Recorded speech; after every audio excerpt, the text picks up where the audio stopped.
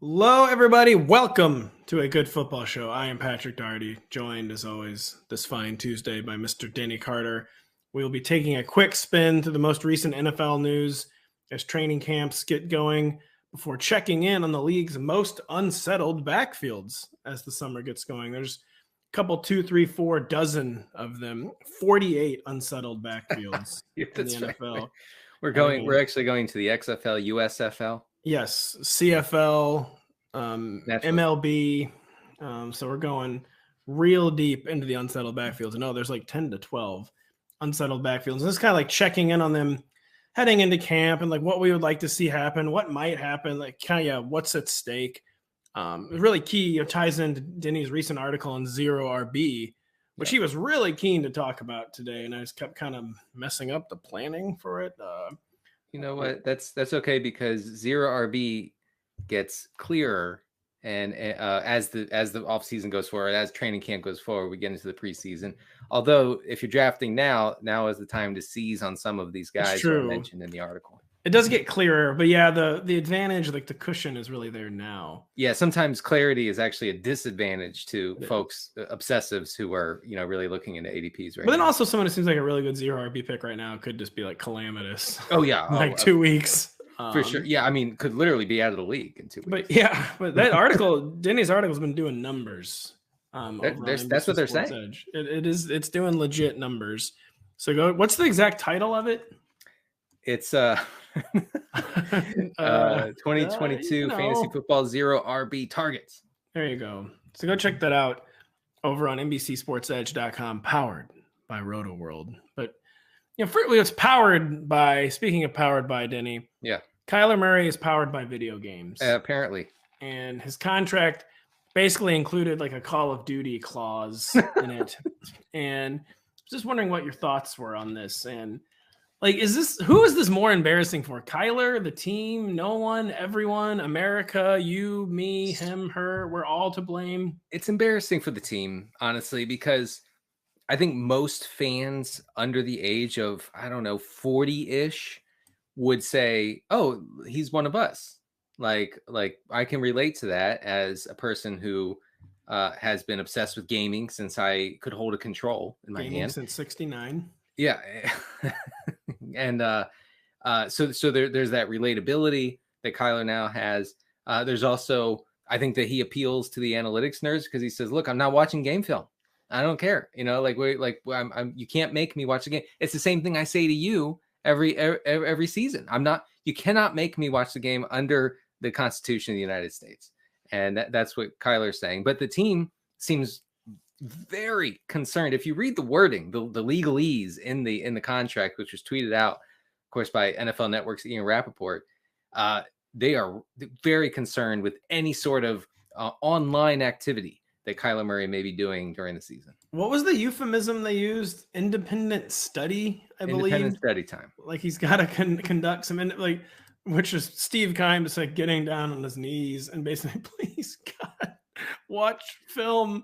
Please log off. Raheem Morris's defense for at least 20 minutes. Yeah, right. I mean, the 4 hours, we know that's not even enforceable, but 20 minutes, please. Just study it. What does a too high safety look? Can you tell me, Kyler? Please? Right. where on the field do the safeties line up? Just tell me that. And he doesn't know. I think this. It makes sense to me. I was thinking about this as I walked the dog last night because this is what I do.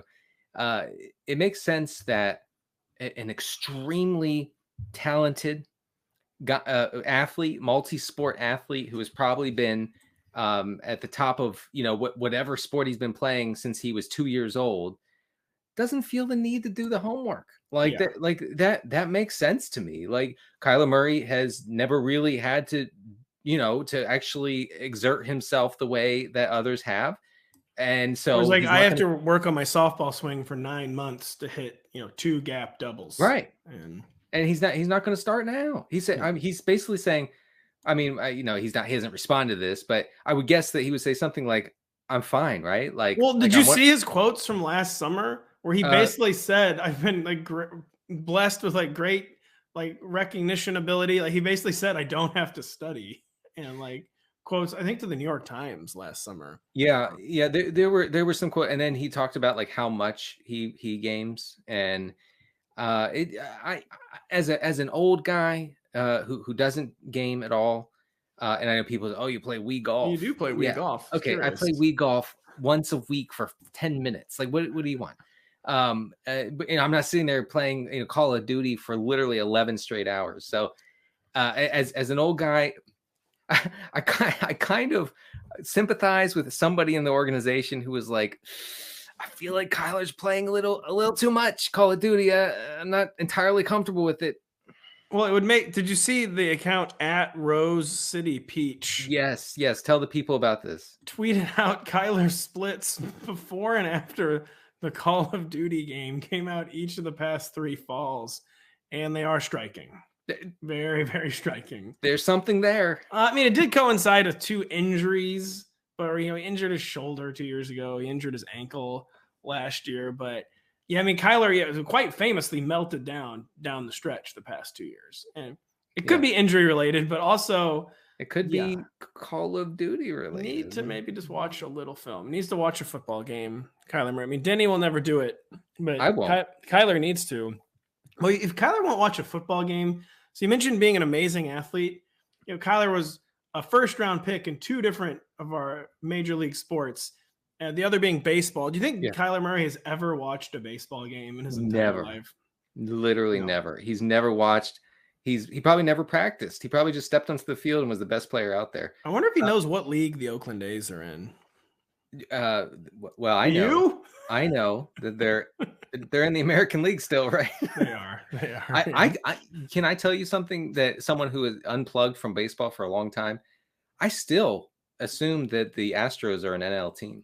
Yeah. What league are the Milwaukee Brewers in, Denny? Oh no. Oh God. Are they in the NL? They are. They switched to the NL about 25 years ago. No, stop. No. 1998, Denny. That cannot be right. It is true. My God. I would have guessed like 2018. Yeah, no. And the Astros went to the American League like 2013, 2014. Both these involved the Cardinals because the Astros were like the Cardinals' primary rival for most of the 21st century. Then they left. Then the Brewers came before them and kind of are a rival, but not really. They wish they were. There's so much I want to talk about here, but just to circle back to Kyler real quick, on a somewhat serious note, not entirely serious. I think with the like hyper optimization that has gripped sports, the analytics focused organizations and players hiring, all sorts of experts to keep them in perfect shape 100% of the year, all year round. I feel like you need to go all out. I feel like as an organization, you want your main guy, aka your quarterback, to be crazy, like to not be well in his preparation for playing football. It's not the 80s. Like you can't John Riggins rolling out of bed after drinking 22 beers the night before and rushing for 180 yards against the Dolphins or whatever. That's not happening. That's not happening now. Okay. With Kyler Murray, like you gotta be crazy. Like I want my guy to look like Russell Wilson. I want just absolutely obsessed with football. The Kyler Murray thing, it's off-putting a little bit. Yeah. I mean, Jim McMahon, you drank 21 beers at practice. Russell Wilson rehabs his finger 21 hours a day. You do need to be a Russ level psycho.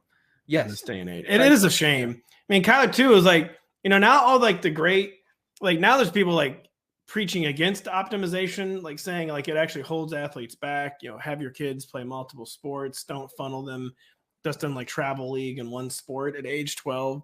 So Kyler's probably a success story in that regard. But once you get to the big leagues, you got to put the Call of Duty down. I'm sure that Steve Keim and others in the Cardinals organization have looked at how other quarterbacks talk and operate, and they're like, my guy is not doing any of that. Well, Kyler's kind of like a gamer on the field. He actually is very fiery on the field. He's always like yelling at people and like pointing like where he's kind of like got like that's how I get when I'm gaming. Like I get very, very upset.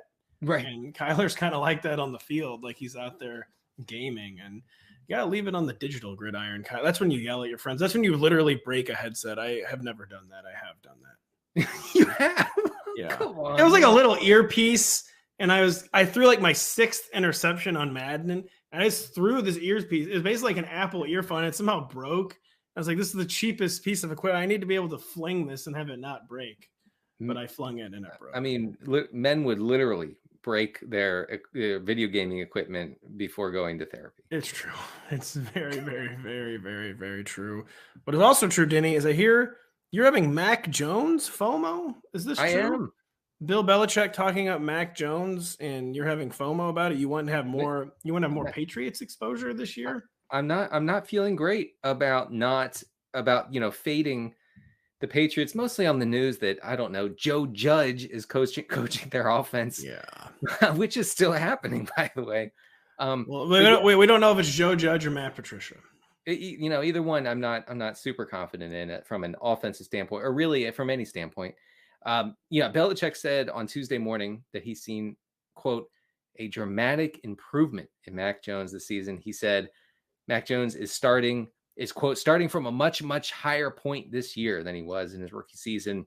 Obviously, this is in line with everything we've heard from coaches and players and beat writers over the past, 6 months or so. Mac Jones has posted pictures of himself, and he is no longer looking like a chubby teenager. Well, he quite literally bragged about eating salad. He looks, he looks like a dude. He looks like a man now. So he has that going for him.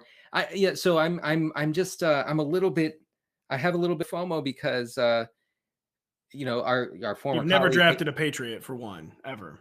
No, well, yeah, from a religious and political standpoint, of course. I haven't, but our former colleague Hayden Winks has been talking for months about stacking Jones with Devontae Parker, with what's his name, the Jacoby Myers, Myers, Kenny Bourne, Tyquan Thornton, and I've thought, I don't know, Hayden. I still don't know Hayden. Just to be honest, I now have a deep fear of missing out. I will say that I think, if they have a more balanced offense, if they have more confidence in Mac Jones as a passer, which seems to be the case, it's really good for the receivers, particularly not so much Kendrick Bourne. Kendrick Bourne is good, but it would have to take a huge change in his usage. I mean, he was really only out there on 3 wide receiver sets, and this is a team that is in the bottom of the league in 3 wide receiver sets. So it would really be good for Jacoby Myers. It would be good for Hunter Henry, is the one guy who I can't get away from when I think of a more balanced, slightly more pass-heavy New England offense. And Mac Jones is still just the QB 23 in underdog best ball drafts. Will not be frequently drafted in 1 quarterback leagues as we begin redraft season in earnest here. But what's hard not to notice, it's hard not to take notice of Bill Belichick talking about one of his own players that way. Like, I feel like he's usually very non-specific with players for his own praise. He gets very specific with players like Ed Reed in the past, or even like weird players like OJ Howard. Like players like Ed Reed, who you'll be in a press conference and he'll name like the 10 greatest plays of Ed Reed's career. I know. Like the 10 greatest Ed Reed pickoffs of Tom Brady. He basically makes like a YouTube video in real time when talking about some opposing players, but never ever with his own players. Mac Jones is good sometimes. And, we at University of Alabama drafted him. He's on the team. That's a good one. That's a good impression. Mac Jones, Ed Reed. You're right. Every time he would talk about Ed Reed or Ray Lewis, he would be like, when you talk about the most important humans in history, you're talking about. It's like, I've touched God's face. And it was Ed Reed. God, yeah, man, you're right. He goes on 15-minute tangents. In fact, beat writers will post the whole thing. I know. They'll post the whole thing in a little screenshot where it'd be like, Bill Belichick said, 2,000 words on Jesse Bates today. Yeah, like NFL Network's there with like a high definition camera and it's putting up in an upcoming special, A Football Life for Eric Weddle. Right. Yes. Oh, and then they'll be like, so what about Ramondre Stevenson? And he'll be like, he's on the roster. Yeah, he's working hard every day. Practice. It's something we're looking into. And then Like, well, what about we're scraping the bottom of the barrel here. I think we're done with this one. Yeah, interesting match. And just the one thing, of course, with the Steelers, with the Patriots, unoriginal analysis is that I do feel like it's just hard to know which receiver it's like get any shares of, like who to like buy stock in, since it's so crowded. Since I think it still will be a run-based offense, and it's like such a sprawling skill core. I just don't know like really where to put my faith. But I think it's Myers. I think it's Hunter Henry, who was good in spots. Especially Henry's a good place because he at least like when a crowded skill core, you look for like who has a defined role. Hunter Henry has a red zone role. So I think it's a good place to put some of the. I think is he the top paid tight end in the league? I don't know. Maybe top 3. I mean, Jonas Smith's the top, but really some wild. Also, let's not please everybody who's listening, let's not buy into training camp reports that Jonas Smith is lining up in the backfield, because that, you know what that means? It means he's a blocker. Yeah. Yeah, and it means that they're giving up on him as a receiver. That doesn't mean anything good. Like, in fact, if we have a blurb, and we will, I'm sure at some point, you are right now. That you don't get excited, you get depressed. I'm just telling you. That's a good way to look at it. A good way to segue. I pronounced segue right today to our topic on backfields. Unsettled backfields heading into training camp. You want to try to explain? I mean, I think it's pretty self-explanatory, but what are we talking about here exactly? I mean, backfields that, I, as someone who's looking for value at every turn in NFL backfields in redraft, I want to know, like in training camp, how these guys are being used. Now, some of the reporting, some of the usage can be deceiving, and we know that, and we kind of have to have our head on a swivel in that regard. But I do think that you get a feel for how coaching staffs see running backs and see their various roles. And so we've come up with, I believe, 11 backfields. 11. It was going to be 10, and it somehow got to We couldn't make it. We could not make it an even 10. Pat had a last one. I was upset. I yelled and cried for a while, but I'm okay now. Always insisting on the last word. And these are backfields that I will be really focused on in the next 2 weeks. So what are we starting with? We're starting with the Bills, which is a strange situation where Devin Singletary, in theory, has early downs nailed down, but we know they searched high and low for a third down back all offseason for finally using a third-round pick on British Explorer Captain James Cook. And we just don't know how – Devin Singletary is currently the RB33 on Underdog. James Cook's the RB36, so both going as flexes. Like, where's like what do we need to see? What do we want to see in camp settled?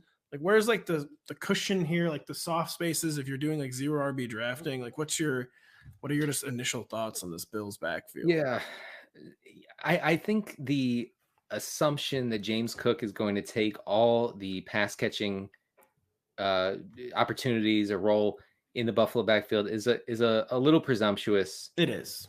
RB36 is very high. I will say very, very high. I'm a Devin Singletary apologist for basically my entire life, and it's because he's been good. Like, he's not low key good, as the kids are saying, high key good, and I'll tell you why. Singletary trailed only Javonte Williams last year in evasion rate and ranked 6th in broken tackle rate. He popped in both categories in 2020 as well. He was 14th last season in expected fantasy points over the regular season's final 7 weeks. Saying that, if Singletary loses out as the pass catching back, his value drops tremendously, because the only thing, especially that far down in the draft, the only thing you're looking for are running backs who get high value touches, which is inside the 10-yard line or thereabouts, and then receptions. So if he loses one half of that formula, it's going to be tough to take him, and Cook would look a lot better at ADP. Yeah, and the risk with Devin Singletary is the classic where, like, he's the lead back, but does he have the lead role in any of the most important areas where you could argue, like, Josh Allen will get the truly important goal line carries? Sure. He'll, of course, get a lot of the goal line carries, and he's near he's finishing drives for one of the best offenses in the entire league, but you can't take it for granted that he's he's not always going to be the first choice of the goal line. And he's just always been a horribly inefficient receiver. Like, he catches a decent amount of passes. Like, he's like the classic, just yards per route run. He's like dead last. Yards per catch is always horrible. He averaged under 6 yards per catch last year, which even for a running back is a very, very, very, very bad number. Yeah. And like, it's kind of like a classic, like, actions speak louder than words, where the Bills did everything they could to add a pass catching back and finally got James Cook. But I just put to a team that is Super Bowl or bust is not just going to give like third down pass protection duties to James Cook. Like, they're not going to just like hand it to him. Like, he could be the third down back, but it's the classic, like, James Cook has to like earn this job in camp and maybe the preseason. I don't know if the Bills will play their starters or not, but like, it's the classic, this will not be handed to James Cook. He has to earn it. And even if James Cook then earns the role, like, I just don't know how truly valuable it is, because it's not like he's going to like monopolize third down, because Devin Singletary has played a lot of third down. He can be on the field on third down. And just James Cook really strikes me as a trap, and not a great 0 RB pick, in my opinion. I just don't see the upside there at all. Yeah. And obviously every backfield we're going to talk about could change with a training camp injury, with a preseason injury. I'm going to keep tabs on both, but I'm very comfortable right now taking Devin Singletary in the 8th or 9th round of 12-team leagues. We have, and not just because of my own biases, but like just looking at reports like the Athletics, Joe Buscaglia reporting a few months ago. Last month, not a few months ago, last month, that Buffalo coaches remain, quote, firmly behind Singletary as the team's lead back. So we're going to hear a lot, and we're already hearing a lot about James Cook catching flares out of the backfield, James Cook juking out linebackers and catching balls from Josh Allen. The Bills Twitter wants James Cook to be a thing real bad. I'm not going to buy in until we get a better feel for how Singletary will be used. Yeah, James Cook is someone where I feel like don't buy in until like you explicitly hear and see it this summer, because a team in the Bills' situation where they're at like the 1 yard line of making a Super Bowl, they are just not going to give a role that important to a rookie. He has to like come out and straight up earn it. Yeah. And yeah, it's really one to watch as camp unfolds. Then with the Chiefs, like, what do we need to see from Ronald Jones and Clyde Edwards-Helaire? Like, I don't even know what to think about Rojo. The Chiefs have talked them up themselves as not just fantasy managers, but so just give me your initial spiel on the Chiefs, because it's Clyde Edwards-Helaire has not seized the day on any downs through 2 years in the NFL. But Rojo, also not exactly a day Caesar. So what should we be thinking here? What do we need to see this summer? So I think we land on Jerick McKinnon then. It's true. I didn't even mention him, but he's really is truly in the mix. So lay it on us. Yeah. So I was looking into Clyde Edwards-Helaire's underlying numbers from 2021, and they were mostly a lot better than 2020. For example, he was 15th in fantasy points over expected among running backs in 2021. That was a vast improvement over 2020, when he was really dismal, like way, way down near the bottom in fantasy points over expected. It was, he was under expected, really. And so I think that improvement is worth noting. I don't think that he has any shot to be a 3-down back, and I don't think the team has ever indicated that, well, since he was drafted, obviously, and they talked about it incessantly. But I think, he's an underrated pass catcher, and this Kansas City backfield has a lot of fantasy juice to squeeze, I think, as a team that marches up and down the field. They have fueled a lot of really efficient running back performances over the years, over the Mahomes era. So I think back to Damian Williams. CEH, I don't think should be off the board for 0 RB purposes. Now, if you're taking a bunch of running backs early on, you're going to laugh at CEH. You literally don't have any use for CEH. That's my spiel on him. And then Ronald Jones, 2021 was a disaster in every way. There's no way around that. And I say this as one of the foremost Ronald Jones apologists. Of course, Pat Crane, our colleague, being, the most. His username on Underdog is Daily Rojo. That's right. The foremost Rojo apologist in the world. But 2020 was pretty good for Ronald Jones on limited touches. He popped in a lot of the categories that we look for: yards before contact, yards after contact, explosive run rate, I should say. He's a very good running back, not a great pass catcher, but a very good running back who can make a lot out of a little.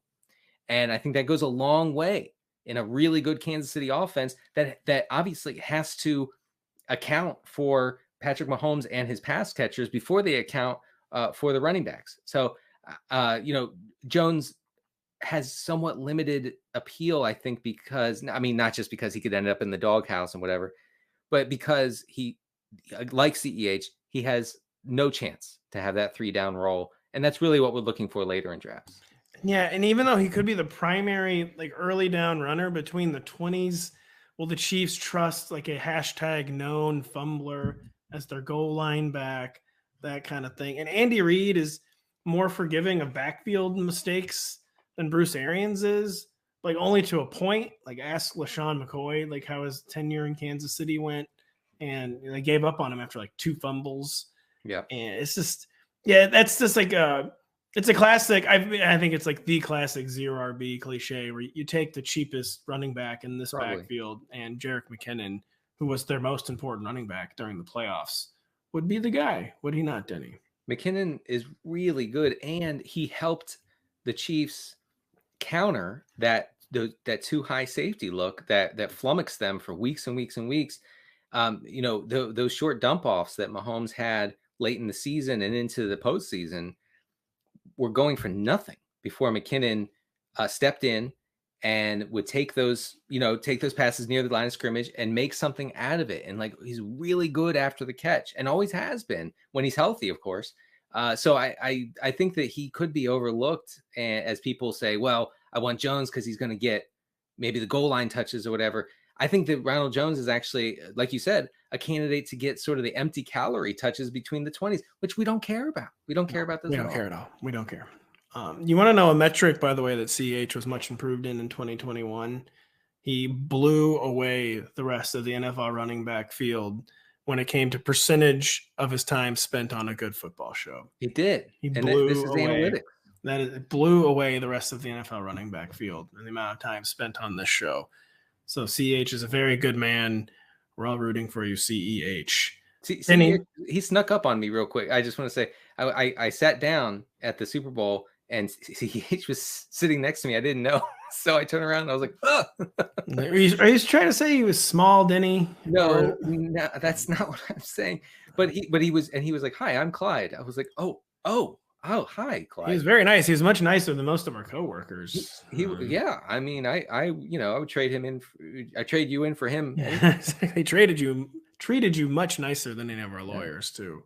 Of course. I don't know why the lawyers are allowed to get so physical with you, by the way. I thought that was banned.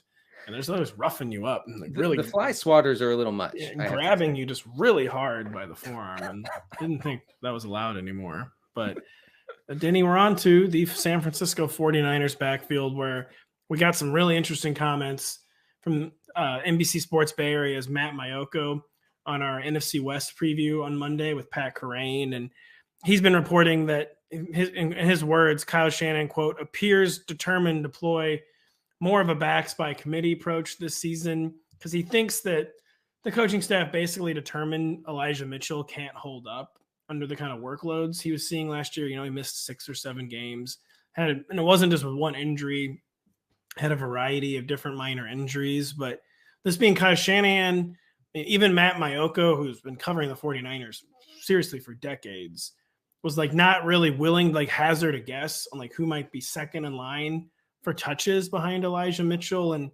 so to see, what are we looking for? What kind of tea leaves? Can we even look for tea leaves in this backfield? Because even Matt Maiocco said he was surprised when Elijah Mitchell had such a huge role last week 1 after Raheem Mostert went down. Is there anything we can read into 49ers backfield activities this summer? It's so tough to make anything out of reports coming out of Niners camp. I mean, Shanahan plays everything very close to the vest. In fact, he's still playing the quarterback situation close to the vest, if you ask me, despite... He's opening it up a little bit. I think literally today, he's basically like, yeah, Trey Lance is a nice guy. I've heard of him. He's right. Probably play quarterback for us. And they're like, well, are you, is he the starter? Yes, he's on the roster. Anyway. I think he came out and finally did say that, like, they're moving forward with him. I don't believe it. I don't believe it.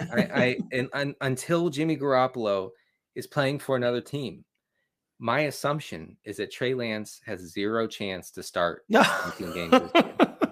Well, we're not here to talk about that. We're here to talk about the backfield. All right, let's go back.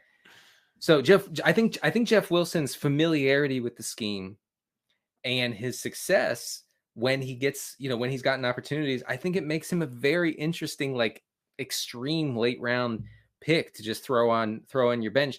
Now, the rookie whose last name I always mix up, it's Davis Price. It is. I was like, please tell me it's Davis Price. That's what I've been saying. I always say Price Davis. I think Davis Price. Tyrion Lannister Davis Price. Yeah. So I think, it seems like they drafted Tyrion Davis Price, TDP, the children are calling him, because TDP. Because Trey Sermon didn't work out, turns out. So, I think he's, he's the big body back who is going to help them convert third down and shorts and maybe end zone opportunities. But, like, it's tough. It's tough to, like, see him emerging like Elijah Mitchell did last year. Elijah Mitchell emerged as the 3-down back, got a lot of work, in that backfield. So I don't feel confident at all drafting Mitchell. I feel better about Jeff Wilson, considering you can just snatch him at the end of the draft. And TDP's ADP is rising, and I think we'll continue to rise as we get reports, maybe as the preseason kicks in and we start seeing him on the field. I could see him starting to get a little bit of, uncomfortable ADP wise. So Jeff Wilson is boring. I get it, but, could be valuable. This is bad. I actually can't remember who we put Mayoko on the spot and we're like, if you had to guess who would get the second most touches, I actually can't remember who we said, if he said Jeff Wilson or TDP. So listen back to the podcast to see who he said, but who he said it wouldn't be was Trey Sermon, and that he was basically like, yeah, it's like not your imagination. Like, they're moving on from Trey Sermon. Like, the TDP pick was basically an admission of defeat on the Trey Sermon selection. And that basically that Trey Sermon didn't fit the offense the way they thought he was going to. They apparently liked his work ethic and liked the way he approached the game and stuff, but he apparently just doesn't fit in Kyle Shanahan's offense. And he basically said that, yeah, Trey Sermon is not in the mix. So if you're trying to get really cute with, like, 0 RB, Matt Mayoko is not envisioning a role whatsoever for Trey Sermon. And if you're wondering who he says is going to get the second most touches, listen to the podcast. You can listen back. Because I don't remember. But this is a very interesting backfield, especially for 0 RB purposes, because the Niners were among the run heaviest teams when they had the lead last year. So, like, when they could operate the offense the way they wanted to, they were running it down people's throats, and that will not change. In fact, that could accelerate under Trey Lance, who doesn't have, I would say, the all the trust from the coaching staff. No. Well, who knows? I wonder if that's just some weird, elaborate smoke screen. I mean, probably not. Shanny's pretty bad, actually, at smoke screens. I feel like you usually know if he likes a player or not. Well, I think his thing is that he puts up so many that you don't know which is a smoke screen. And it's true. He's good at draft smoke screens, I guess, since everyone thought they wanted to draft Mac Jones. But I think once the season starts, it's very clear who he likes and who he doesn't like. And Brandon Ayuk, never heard of him. And until Brandon Ayuk forced him to have heard of him. That was something. That was something. And something else that is something, Denny. Yes. What's that? It's more of the podcast right after this. The Fantasy Football Expo presented by NBC Sports Edge is coming to Canton, Ohio, August 12th to 14th. Join some of the top experts in the country, including our very own Patrick Daugherty, Patrick Corain, Craig Dennis Carter, Lawrence Jackson, and Kyle Dvorchak at the only true fantasy football expo in the country. Tickets are available at thefantasyfootballexpo.com. Use promo code NBC Pass at checkout to save $20. We're still working on our Denny cage, by the way, for the expo. They're constructing it more and more every day. It might be plexiglass, we've decided. There'll be air holes and maybe like a water dispenser, and you might get some straw. So what? I'm a hamster. Yeah, we're kind of turning it into like a combination zoo animal hamster type attraction. There will be air holes, yeah, so people can they might put in money, and then you're supposed to say something like, "I've never drafted a running back." That's actually what people do in the summer. They invite me on their podcast, and they go, "All right, say the line." Say the line. I'll be like, "Well, 0 RB." Ah, there it is. Denny will be saying the line in Canton, Ohio. 0 RB, Denny. The Seattle Seahawks. Michael Sean Dugar had really, really good stuff in the Seahawks backfield too on Monday's preview show. He basically envisions Rashad Penny having the lead, but Rashad Penny and Kenneth Walker kind of divvying up early downs, and then maybe neither one of them being the third down back, creating a very chaotic situation for fantasy drafters. So what do you want to see from the Seahawks backfield this season? And what is your approach to the Seahawks backfield in drafts right now? I'm not going to bore people with the peripherals on Rashad Penny last year, because I think I've done that at least 2 or 3 times in this offseason. I will just say they were absurd on every level. He's good. I mean, Rashad Penny, when healthy, which is not often, turns out he's really good. So if he comes into the season healthy or something close to healthy, I really like him to get every opportunity to lead that backfield and what will probably be a very conservative run heavy team. I mean, it's Pete Carroll, it's Geno Smith under center, Drew Lock, whatever. So, they're going to be pretty careful with how they run things. I could see a lot of draw plays on 3rd and 11 that will be, of course, fan favorites. DJ Dallas draw plays on 3rd and 11. Yeah, we love those folks, don't we? But saying that, man, Ken Walker is I think it's a great 0 RB pick because high dog levels. Yes, off the charts on the dog algo rhythm, and Walker is and Walker fits the system according to beat writers. They love him. They invested a lot of draft capital. Now I know that doesn't mean much in a Pete Carroll system. I get it, because Pete Carroll somehow doesn't care about draft capital, but. It is really weird. He actually does. He makes them compete. He does make them compete. He drafts people wherever he wants, and then says, "All right, you're on equal footing with the undrafted free agent. Go ahead." But yeah, I mean, Ken Walker could take that role if Penny misses time again. Look, I know, I'm not supposed to believe in injury proneness. I'm not supposed to talk about guys who are injured, but there is a point where I can no longer pretend. And Rashad Penny is long beyond that point. I can't ignore the fact that this guy's dinged up all the time. And we can't ignore the fact that the Seahawks couldn't ignore the fact. And even after Rashad Penny was Adrian Peterson, the final 6 weeks of the season, the Seahawks used a 2nd-round pick on a running back.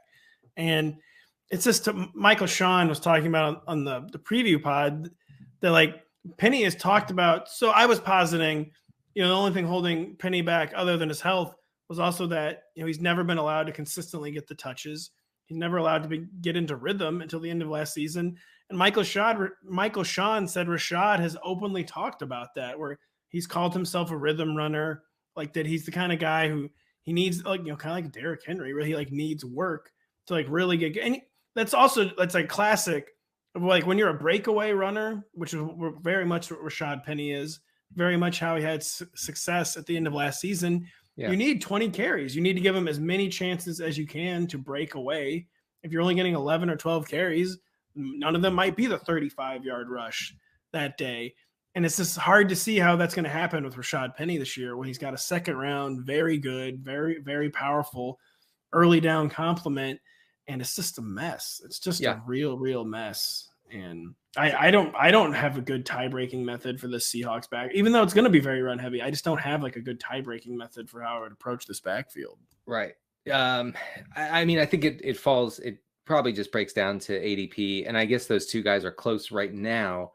But you have to consider the people drafting right now. And when the drafters get a little more casual. Crane, stop.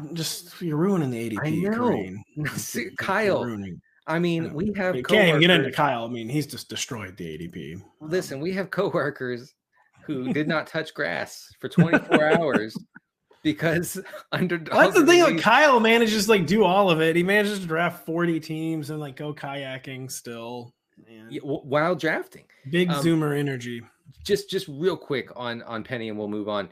So over the season's final 6 games, he led all running backs in fantasy points over expected, including Jonathan Taylor and Austin Eckler and Leonard Fournette, by a considerable margin. So he could be really good. Could be really, really, really good. I don't have a good segue for the Dolphins. The Dolphins, the next team, Denny. Raheem Mostert. Excuse me. Yes. Raheem Mostert is apparently fine after it was reported that he was questionable for week 1. He then drafted. He tweeted 12 hours later that he was full go for training camp. So there goes that. So much for that. That was a really, really awesome 12 hours. It was. And I guess if you drafted Chase Edmonds excitedly after that, you are now not feeling so great. But in debtor's prison. You were in debtor's prison. That's right. I did add Chase Edmonds to my 0 RB tiers, or I'm sorry, my article as a target, 11th round pick per Yahoo ADP. And he has been excellent both in yards before contact and then yards after contact. He is an explosive player and a very viable pass catcher. So here's the thing, Pat. In 7 games in which he's seen over 12 rushing attempts. Yeah, he's averaged 85 yards and about a half a touchdown per game. Really? I thought you were going to say it was bad. That's good. Yeah, it's good. Wow.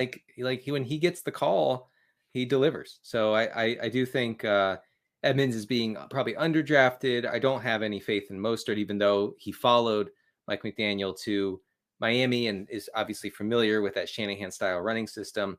And then Myles Gaskin is a non-entity really for fantasy purposes. One of the worst rushers in the league last year.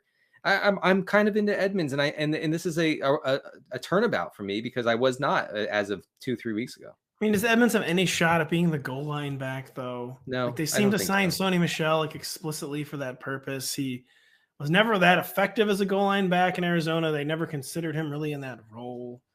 And he's good. He gets the right amount of touches and the right amount of production, but he seems like he misses out on too many high value touches. And I just feel like it's going to remain the case in Miami. But he's the best back on the roster by far. He is, and he's paid like that. He is paid like that, so that is pretty compelling data point, actually. Yeah, and also if PPR formats, Edmonds becomes way more appealing than obviously in standard. He's not appealing at all. In half PPR, some would say half as appealing than full PPR. So he's going to be out there running routes. I do think that Tua is going to kind of rotate between throwing deep and then dumping off. Very few intermediate kind of throws because he's been really bad in throws between 11 and 19 yards, 19 air yards over the past 2 years. One of the worst in the league. So I could see dump offs being a defining feature of the Miami offense, and that would mean Chase Edmonds could get a lot of run. The thing with Edmonds too, especially when we get into traditional redraft season, is he's gonna be someone people do not want to draft because they've been burned by him so many. Even the sharp drafters are treating him like a hot stove. He's the RB 33 on Underdog, and he's probably going to routinely fall too far. And if you can accept that he's not going to be a touchdown dynamo, he could be a really, really good RB3 for your team. Because the one thing about Cliff Kingsbury, he actually does design good run games, but he doesn't design as good a run games as the Kyle Shanahan tree. So you just feel like Chase Edmonds is really going to be put in position to succeed by Mike McDaniel. And yeah, I do really like Chase Edmonds as the RB 33 right now. Me too. And he fits 0 RB well, I think, because he's a guy you can get late. Even if you say, 11th round is crazy. Okay, 10th round, 9th round, whatever. You can get him there. You can plug him in. He can give you some weekly floor in PPR formats while you wait on one of the guys on your bench to pop, to an injury to happen or whatever. And then you have a more you have a better maybe 3-down option that you can take off your bench and put in your starting lineup. But like Singletary and Edmonds are nice little holdover options for your roster. I think people will claim you're down bad if you have Singletary and Edmonds as your 1-2. Of course they will. Of course they're gonna do the thing where they go, love the receivers, not care about the running backs. I don't know about Singletary. Derrick Henry's better than Devin Singletary, I think. So as one of the running backs you'll be waiting for to pop on your bench while you're playing Chase Edmonds, is one of them Tyler Algier, who we know you've been wanting to talk about today. Yeah. The Falcons are our next backfield. Give us your Tyler Algier spiel. And we have talked about Tyler Algier. Boy, that's a hard name to say. Several times on the podcast. Give us your Tyler Algier spiel. By the way, by the time I learn how to spell Algier, he will have been retired for 11 years. Yes. He'll be announcing Falcons games. So recently, actually just this week, The Athletic's Josh Kendall reports that, quote, there's a scenario in which Algier becomes Atlanta's starting running back this season. Kendall said that if Algier proves during camp he can be the physical style, he can bring the physical style he showcased in college, that time might come sooner rather than later. Now you might say, well, there's Cordarrelle Patterson, and that's true. And we've talked about how incredible Patterson was from every perspective as a pass catcher, not as a rusher, as a pass catcher out of the backfield. That remains. I don't. The argument for Algier is not, oh, hey, he's going to be out there running 25 routes a week and he's going to take the 3-down role. That's probably not going to happen. But he could get a lot, if not all of the carries. Hopefully not just between the 20s. But he's a big back. He profiles as a short yardage and goal line back. And here's the thing: his production profile, jumps off the page. His 1,606 rushing yards last season was the third most in college football. He led the nation last year with 23 touchdowns at BYU. In 2020, when BYU had more of a shared backfield situation, Algier was super efficient with 7.5 yards per carry on 150 attempts. That ranked third among all running backs in college football with at least 150 carries. So I think that he's good. They drafted him as a physical runner for a team that desperately needs a physical runner. And he's playing for a head coach in Arthur Smith who loves a physical runner. And just the need is so acute. It's so tempting to dot connect with rookies. As we've said a bunch this offseason, you can never just assume, just because the dots connect, that you can never just assume work for a rookie, because they do have to earn it. NFL coaches are just like fanatical about this. But the need is so acute for the Falcons that it's, and like I said, his profile is pretty nice, that it's hard not to have some really feel really good about Tyler Algier late in drafts. So and we talked about this earlier, but if you're like, oh well, this is like Mike Davis, it's not, because you drafted Mike Davis in the 4th round and you should be in prison because of that. Yes, and Tyler Algier, is currently going outside the RB4 range, and right. And that won't go higher in like quote unquote normal person redraft leagues either. His ADP is not going to creep up.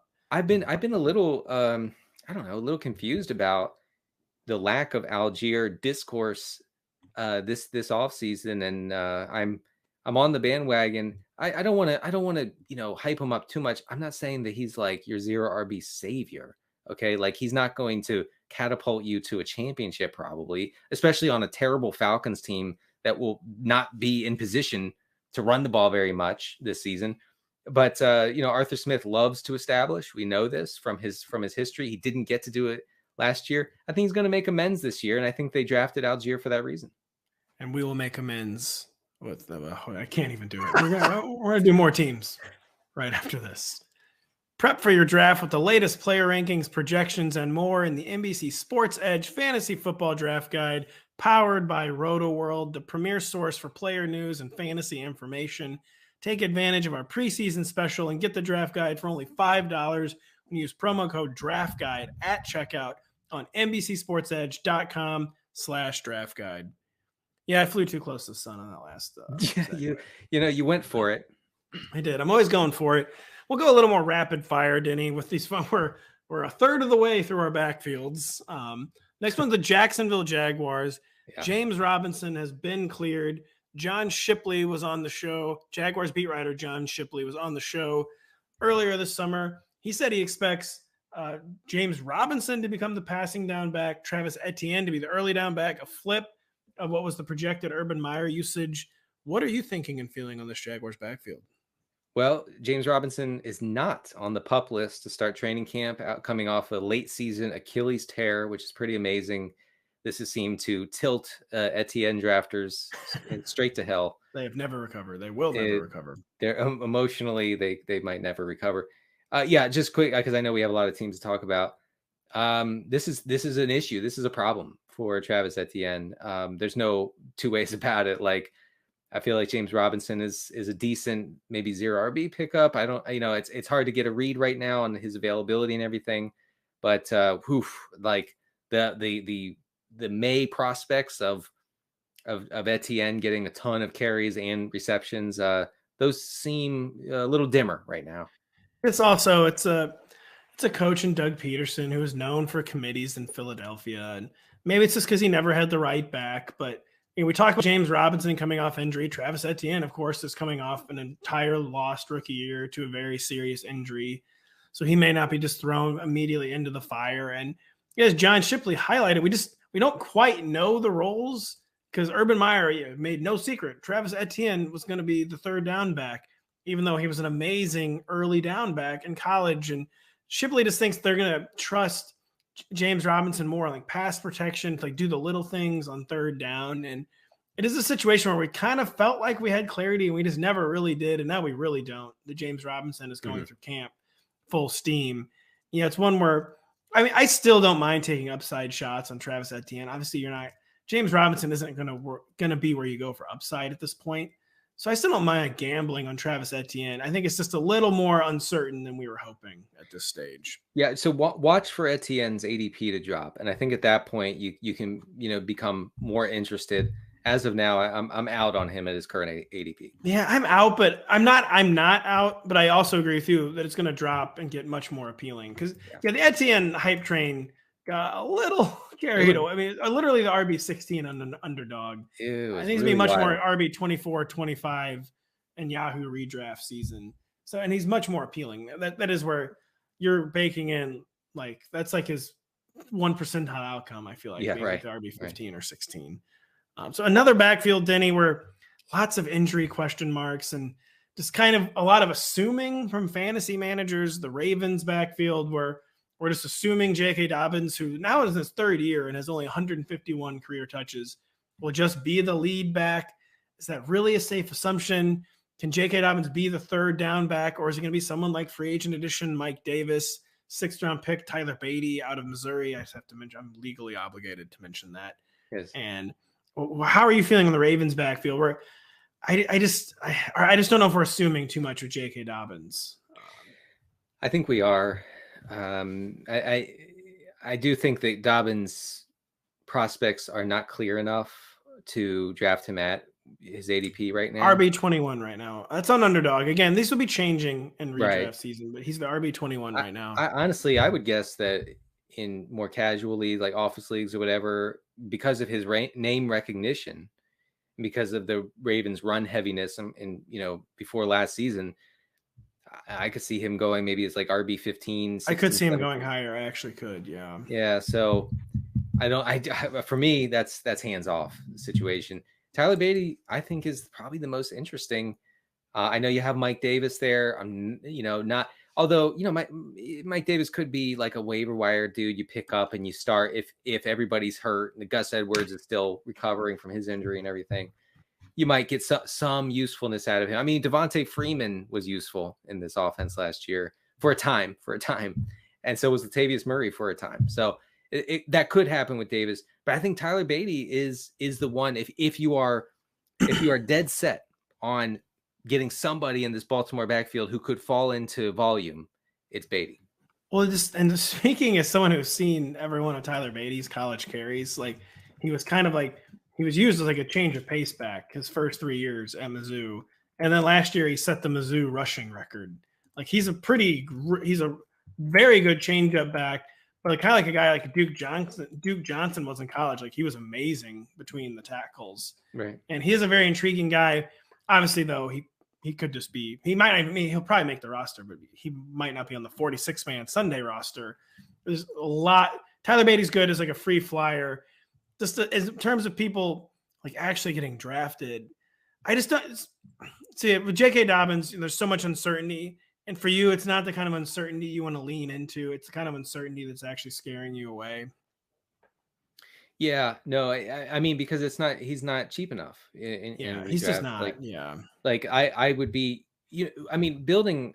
I'm just going to get back to zero RB. You're building what's called an anti-fragile roster, right? And so it means that the more chaos there is, the stronger your roster gets. Dobbins doesn't fit that mold right now. Now, if we get reports he's going to miss time and all this stuff, then he drops, he plummets, then he becomes a little more interesting. But he's just too pricey right now for me. And we know it's a vibes-based economy, Denny. It is. The vibes have just been kind of weird all offseason from the Ravens. Been very, very opaque on both Dobbins and Edwards' health, to the point where Dobbins had to basically tweet, "I am healthy." So it's just a little hard to know what is going on there. But J.K. Dobbins, extremely talented player. I mean, he does have like moonshot upside. That is, we can't like deny that. I feel like that even at like RB21, which is pretty pricey for a guy coming off a lost year due to injuries, third year, 150 touches, blah, blah, blah, blah, blah. He does have really, really high upside. So like he has attainable, amazing outcomes, but he also just has attainable, not good outcomes. So yeah, a lot of uncertainty there. The Washington Commanders, folks, Antonio Gibson's body fat is down to 12%, Denny, but they've drafted Brian Robinson. They re-signed J.D. McKissick. They seem to just be taking out billboards all over the DC metro area that say committee backfield. Mm-hmm. What do we think with the Commanders backfield? It's true. As someone who lives in Maryland, about 15 minutes outside of DC, inescapable. There are buses that drive by with Ron Rivera saying running back committee. It's very weird.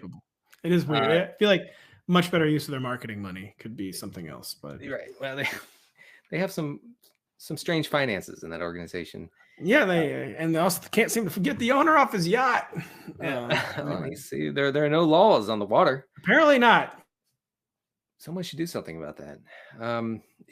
Look, I think that this is an offense that will want to be run heavy. Whether they can be is another question. Last year, they had a nice 4-week run with Taylor Heineke under center, and they ran the ball all the time. 46% pass rate in that four-game winning streak. Only the Niners and Eagles were more run heavy than Washington during that stretch. Antonio Gibson got a lot of work during that time. I think Antonio Gibson will get first crack at being the primary back, and his ADP has fallen to a point. If you could find that real quick, Pat, while I'm talking, it's fallen to a point where I'm not uninterested because as a Singletary, who was the other guy? Algier. No, Taylor Algier. No. As a single, those middle round guys. Oh, like a Pollard Singletary situation where you can get some usage out of him while you wait on like the real zero RB guys to go off. So, where is it going now? He's the RB26, kind of like the 2021 Devin Singletary zone. Yeah, and that's a little tough. It's a little higher than you would like, because it's still. I feel like the level of uncertainty that actually exists isn't quite. There's less uncertainty than actually exists baked into that ADP, but he is a special player in theory. He was hurt all last year. He's had nagging injuries. He's had a nagging toe injury and nagging shin injury, which I feel like is not like a great sign. But he has remade his body, and he's just a very good player. He is. I mean, that hasn't changed. Like all the hype. I mean, you remember, we were drafting him in the second round last year. Some people were. I was not. But I've fully faded Clyde Edwards-Helaire in 2020, and I fully faded Antonio Gibson last year. Your CEH fade was, I have to say, legendary, because I could hardly stomach that. But so the player hasn't changed, and obviously they have Robinson. McKissick's going to take a lot of the passing down work. That's unfortunate, but I do think that the blood is in the water on Gibson, and when blood is in the water, I've been told you buy. And no, it's true. I feel like it is the kind of uncertainty you lean into with Dobbins. Not we're going to tell people not to draft J.K. Dobbins. It's more of like genuine, like, I just don't know, man. It's injury concern. Yeah, it's with Gibby. Yeah, it is more like take advantage of the chaos. Chaos is a ladder, as a famous fictional character once said on the, that's right. That's show right. Game of Thrones. Chaos, right? And chaos is what we're looking for. It's not comfortable. It's not comfortable to be like, oh yeah, Antonio Gibson, the guy who the team clearly hates. But that sort of chaos brought on by bringing in Robinson, by re-signing McKissick. That's the sort of thing that suppresses a guy's valuation to the point where he becomes interesting. Chaos is a 0 RB ladder. Man, that's true. And we'll be right back with our final two teams after this. Just a reminder, if you don't have the NBC Sports Predictor app powered by PointsBet, to go download it now. The contests are free and easy to play, and you have a shot to win thousands by predicting what will happen in Major League Baseball, just like Denny, on the PGA Tour and on the NASCAR circuit.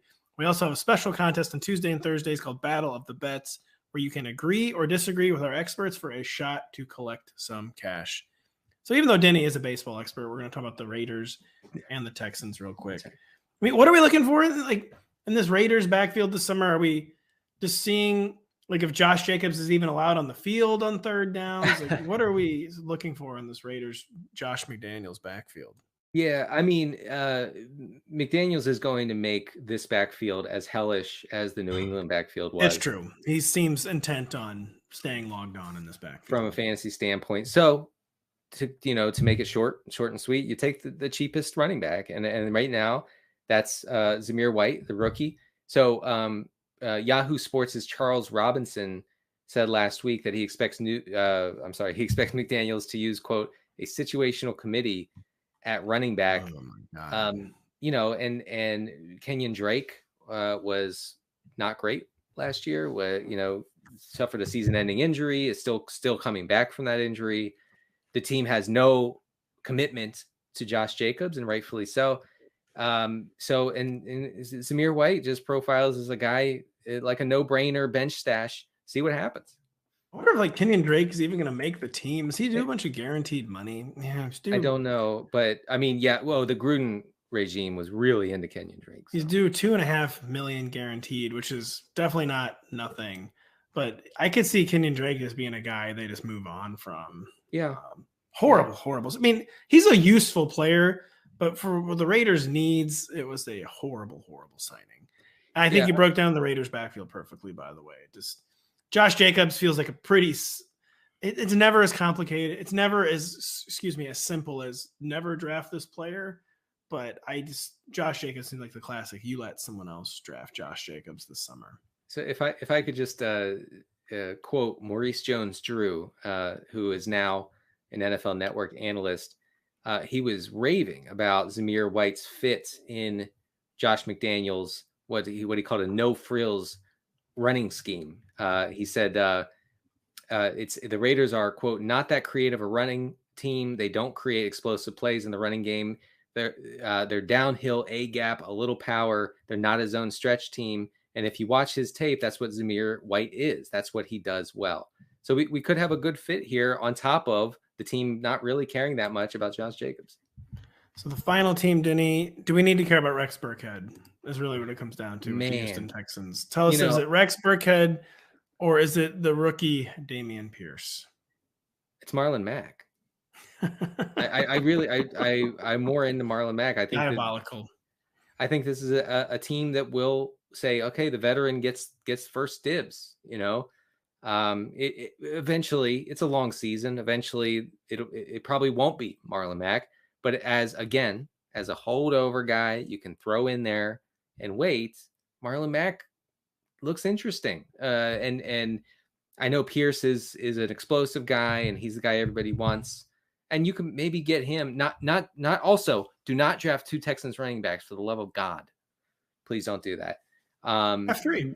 But yeah, Mac is my pick. Yeah, Rex Burkhead's cultural fit with the Texans is something to notice. Oh, boy. But I don't think that you need to draft him anywhere. Boy, yeah, I wish I loved anything as much as they loved giving him 40 touches per game down the stretch. And yeah, David Culley said, we can't give him 60 touches a game, and then they fired him.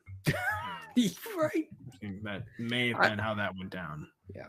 But Rivers McCown, our coworker, is claiming they're still very in on Rex Burkhead. But Marlon Mack is going to be on every Denny team. I do believe that.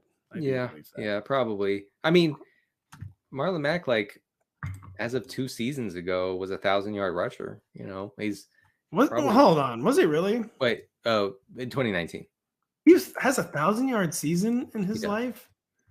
Oh my gosh, that's insane. It is. It's not something. The media won't tell you about it, but we at NBC will tell you that Marlon Mack has 1,000-yard rushing season under his belt, and I think that he comes in as the RB1. That's insane. That's very deep and dark. But this is also the Houston Texans. So yes, I can see it being anyone's season. And I could see it being the podcast is over season, Denny. I was getting distracted by Slack messaging. Me too. Well, let me say it's we're debating if we should leave a tweet up. So anyways, that's the end of the show. That's the end of the show. Thank you so much for listening. Check out Denny's Zero RB article on the site. It is really good. Thanks. We'll do a Zero RB mock this summer, Denny. That is a promise. We'll do a Zero RB mock in a few weeks. How's that sound? How's that sound, son? That sounds great, Dad. Okay, good. Check out our NFC West preview show from Monday. It was really good with Matt Mayoko and Michael Sean Duger. And check out our Thursday show. Mr. Matt Strout is around with some of the guys. And check out everything on the site. Training camp is raging. We got blurbs going up. We got articles going up like crazy. So it's a really busy, informative time over at NBCSportsEdge.com. For Denny, I am Pat, and we will see you later in the week.